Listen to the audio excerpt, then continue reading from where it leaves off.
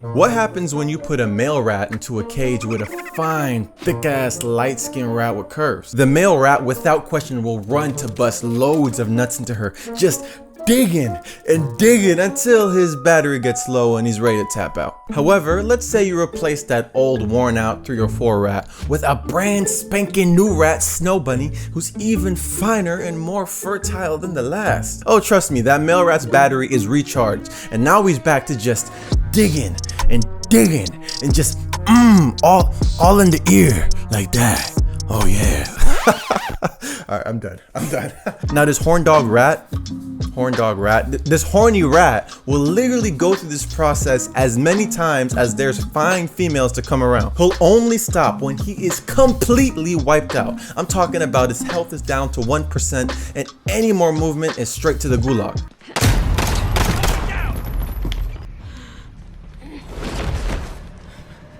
Now this, my friends, is called the Coolidge effect. It's ancient biological programming that can override post-nut tiredness if there are new mates that are begging to be fertilized. This mechanism not only explains the response that rats have to attractive mates, but also humans as well. Unfortunately, us men don't have an unlimited supply of fine, fertile women for us to reproduce with. However, there is an industry that provides a similar experience and is profiting off ruining men more than ever before in history. Yup, I'm talking about that. And that. Yes, I didn't forget about that too. Sex. It's the epitome of the human experience. In fact, from an evolutionary standpoint, it's the purpose of humanity to continue making humans so we continue to exist. Everything we do in life in some way or another is tied to us having the opportunity to reproduce. I don't care what anyone else has to say about that. Think about it. The reason that you're into fitness is because it makes you more attractive. It communicates to women that you're this high testosterone, high value man, and that you're genetically superior than those couch potato, low value, beta weeaboos, right? Like, fuck all them, I'm lifting because I'm fighting the demons in my head. Bruh, no the fuck you ain't. You're lifting because you want to look good naked. Okay, yeah, there's some mental benefits to lifting. I know that, but predominantly you want to increase your sexual market value, right? You want to make it so when you're digging and digging in her gut, you look good doing it. See what I'm saying? Like, don't fight the science, man. It's the truth. It's okay. It's the same reason we want wealth, status, charisma, also we can land at the top of the male dominance hierarchy and have our lives be similar to those rats in that experiment. An endless plethora of bad bitches that want our seed. Y'all feel me, fellas? Like, hey, what can I say though? Like, yeah, like, who doesn't want some of that? You know what I'm saying? That's what I'm doing it for. It's a very fair exchange too. For a man to rise to the top of the hierarchy, he has to put in a ton of work. Unless he's supremely handsome. I know you trigger black pill motherfuckers watching this shit. Okay, unless you have 0.00001% of looks, you have a lot of work ahead of you, all right? And that's totally fine, because guess what? That's the genius of evolution. For a man to rise to the top, he has to improve his life in all aspects, which ultimately serves him as well. Think about it. For a man to get a woman, right, he has to be fit. But to be fit, you have to eat healthier, right? You have to go to the gym, increase your lifespan. That's all good stuff. For a man to get a woman, right, he has to be financially good. In some cases, you have to be very wealthy, right? But what does that do? That means you're providing a lot of value to the market, which you're helping a lot of people. And you also have money that you can use to take care of the people around you, right? And for a man to get a woman, he needs game, he needs charisma, social skills, which guess what? Not only helps her get her, but helps all his relationships become enriched and helps him become a better overall person. The journey, right, to get woman actually makes you a better person along the way. And the hormone supercharging all these actions is called dopamine, aka the happy hormone. Now why won't you look at that? The things that make us happier are the same things that promote our survivability and reproductive success. This is genius, evolution. I don't know why they don't teach us in school. Okay, I do know why they don't teach us in school. It's because they challenge too many emotional people's feelings. Yes, I'm talking about the woke crowd, you know, the SJWs. Everybody's equal, everybody's the same. You just be yourself. I'm not dealing with y'all softies today, man. Hey, shoo, get out of here. Don't watch this video. However, what happens when we're able to trick our body that we're gaining reproductive success without having to put into work? When we have access to thousands of bad bitches and all we have to do is know how to use Google. when our brain doesn't know the difference between a woman in real life and a woman on a screen. Because either way, our dopamine is rising, and so is our eggplant, if you know what I mean. Well, exactly what's happening today. The highest rate of virginity in males ever in history, because all men are losing their virginity to their hands before they ever land in some coochie. Now you tell me what's easier, to put in years of work in the gym, on a business, in your social skills, so that you can reach the top 1% of men and have all the ladies love you, just a plethora of Jones, as if your life really was that rat in the experiment, right? After you put in years of work, or just to access a simple website, get the same dopamine high, and your body doesn't know the difference between the girl on the screen or in real life, and you know, just do that, which is instantaneous. Really takes you what, like 30 seconds to get on there? Yeah, exactly. The incentive to get the real experience in the real world is blunted by the fact that we all have access to the same X-rated videos. This is a huge reason why men today are at such an all-time low ever in the history of humanity.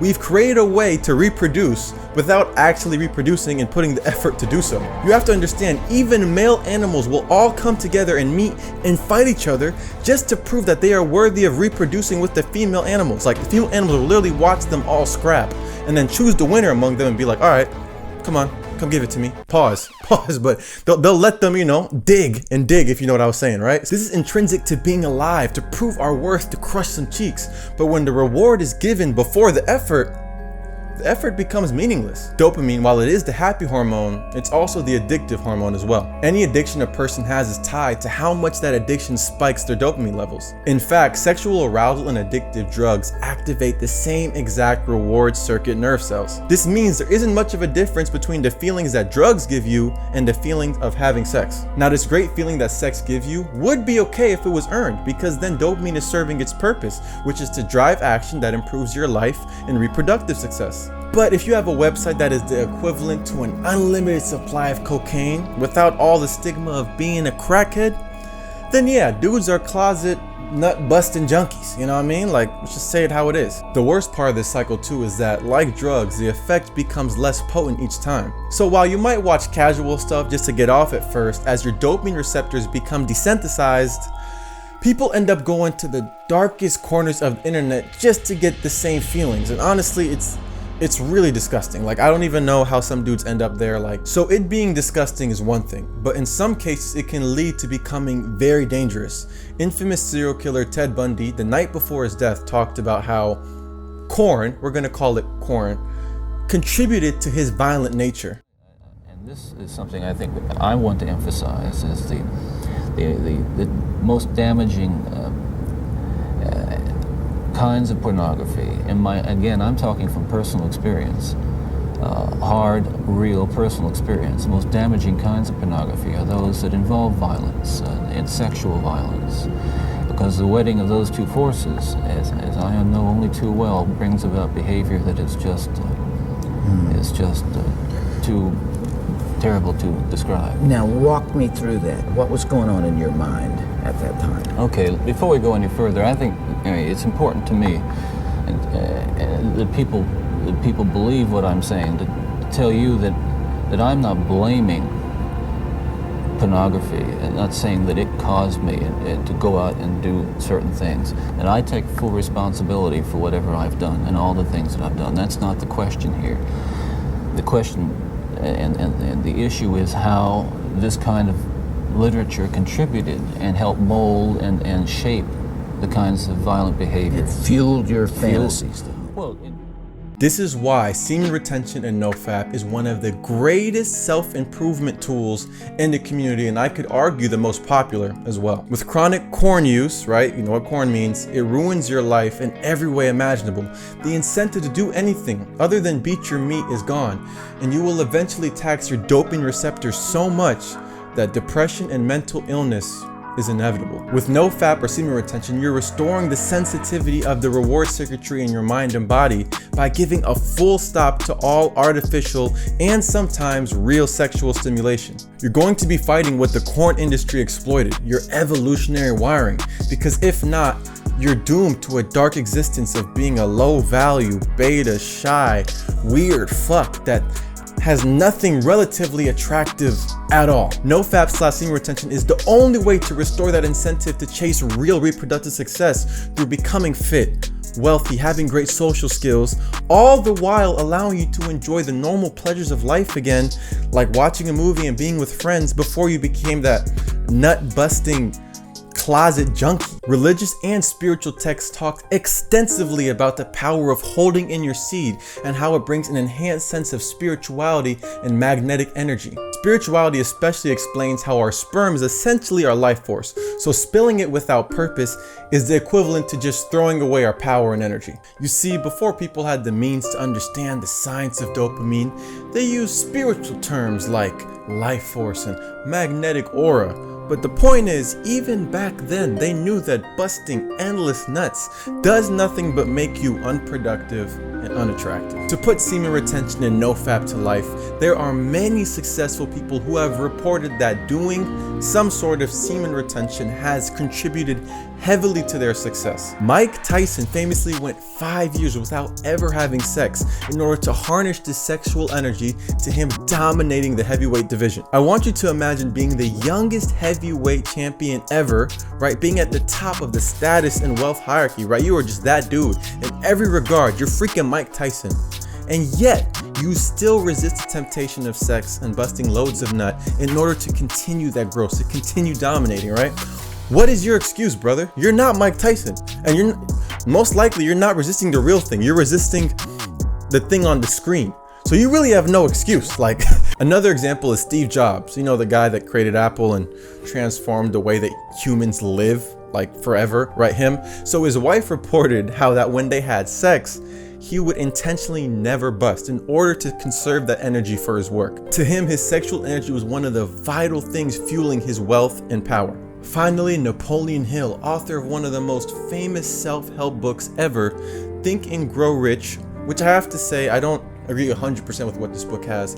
However, the one part I probably agree with the most from this book goes as follows. Sex desire is the most powerful of human desires. When driven by this desire, men develop keenness of imagination, courage, willpower, persistence, and creative ability unknown to them at other times. So strong and impelling is the desire for sexual contact that men freely run the risk of life and reputation to indulge it. When harnessed and redirected along other lines, this motivating force maintains all of its attributes of keenness of imagination, courage, etc., which may be used as powerful creative forces in literature, art, and any other profession or calling, including, of course, the accumulation of riches.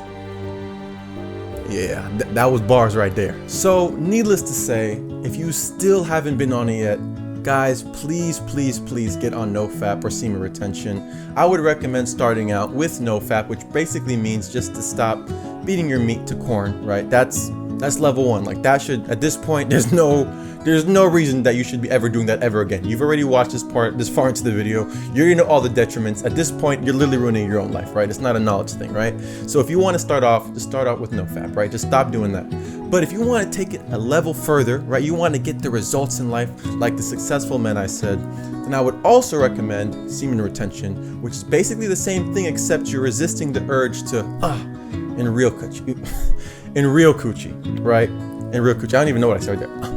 Right?